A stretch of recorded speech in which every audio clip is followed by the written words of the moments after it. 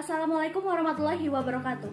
Pada kesempatan kali ini, kami akan menyampaikan hasil diskusi kami terkait dengan analisa kebijakan publik tentang aturan mudik lebaran pada situasi pandemi COVID-19.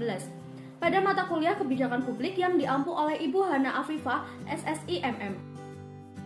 Presentasi ini disusun oleh kelompok 5 yang beranggotakan yang pertama, Quraatul Aini, yang kedua, Novita Rahmawati, yang ketiga, Nabila Zahratunisa Al-Barzani, yang keempat, saya sendiri Iza Lutfiani, yang kelima, Ika Farhatun Nazila, yang keenam, Rio Ahlan Faizal, dan yang terakhir ada Lela Mahwiro. Materi yang pertama akan disampaikan oleh saya yaitu terkait dengan kebijakan pemerintah pusat. Pemerintah telah melakukan peraturan terkait dengan kebijakan untuk menyambut Hari Raya Idul Fitri tahun 2022 atau 1443 Hijriah yang bertujuan agar aktivitas dan mobilitas masyarakat dengan tren mudik lebaran dapat terjaga dari penularan dan dapat mencegah terjadinya gelombang kasus pasca periode libur panjang. Khusus untuk menyambut lebaran dengan mudik tahun ini ada 4 aspek aktivitas masyarakat yang telah diatur, yaitu yang pertama syarat pelaku perjalanan dalam negeri atau PPDN, yang kedua syarat pelaku perjalanan luar negeri atau PPLN, yang ketiga modifikasi mobilitas arus mudik, dan yang terakhir ada sistem penegakan disiplin protokol kesehatan di fasilitas publik dan pemukiman masyarakat. Selanjutnya akan disampaikan oleh rekan saya yaitu Lela Mahwiro. Baik, yang selanjutnya yaitu vaksin booster. Adapun pemudik atau pelaku perjalanan bisa mudik tanpa syarat tes antigen dan PCR COVID-19.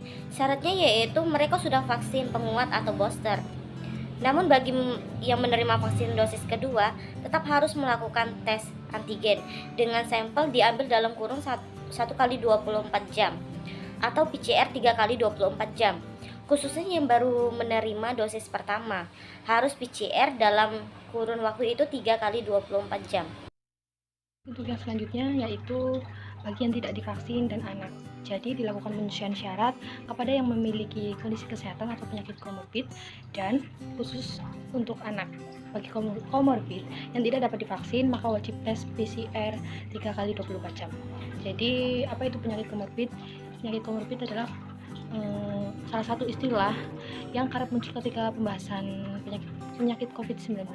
Orang-orang dengan penyakit komorbid tersebut lebih beresiko menderita gejala yang parah apabila terinfeksi virus. Komorbid merupakan kondisi di mana seseorang menderita 2 penyakit atau lebih pada saat yang bersamaan. Penyakit tersebut umumnya bersifat kronis atau menanggung. Jadi kombinasi penyakit komorbid bisa beragam seperti penyakit fisik, gangguan mental, atau kombinasi keduanya. Misalnya penderita diabetes bisa sekaligus menderita tekanan darah tinggi atau hipertensi. Selanjutnya random checking. Selain itu akan dilakukan random checking atau pemeriksaan acak persyaratan perjalanan.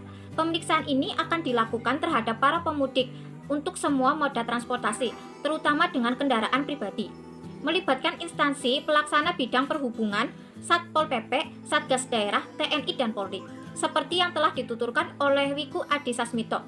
Untuk itu, dimohon masyarakat dapat bersikap jujur dan disiplin mematuhi aturan penyedia moda transportasi saat berpergian dan menunjukkan dokumen perjalanan yang benar dan resmi kepada petugas. Juga bagi yang merasa kurang sehat, diminta dengan sangat tidak berpergian. Tutur Wiku. Selanjutnya akan dilanjutkan oleh teman saya. Selanjutnya ada kebijakan pemerintah daerah. Kebijakan pemerintah yang tidak melarang masyarakat melakukan perjalanan mudik telah ditanggapi dengan euforia. Hal ini terbukti berdasarkan hasil survei Baranitbang Kemenhub Republik Indonesia. Diprediksi sekitar 8,5 juta masyarakat akan melaksanakan mobilitas atau perjalanan selama Lebaran. Polres Banyumas beserta TNI dan jajaran instansi lainnya menurunkan 352 personel. Mereka yang nanti akan disebar di 6 titik pos pelayanan terpadu dan 6 titik pos pantau beserta pos objek wisata. Dan selanjutnya akan dilanjutkan oleh teman saya.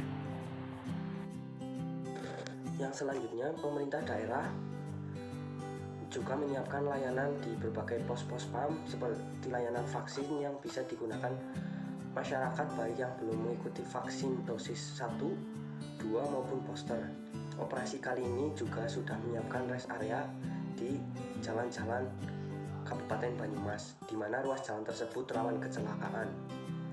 Sehingga sebelum melewati turunan atau jalan-jalan yang rawan kecelakaan diharapkan dapat singgah sebentar untuk menyehatkan atau menyegarkan badan kembali di rest area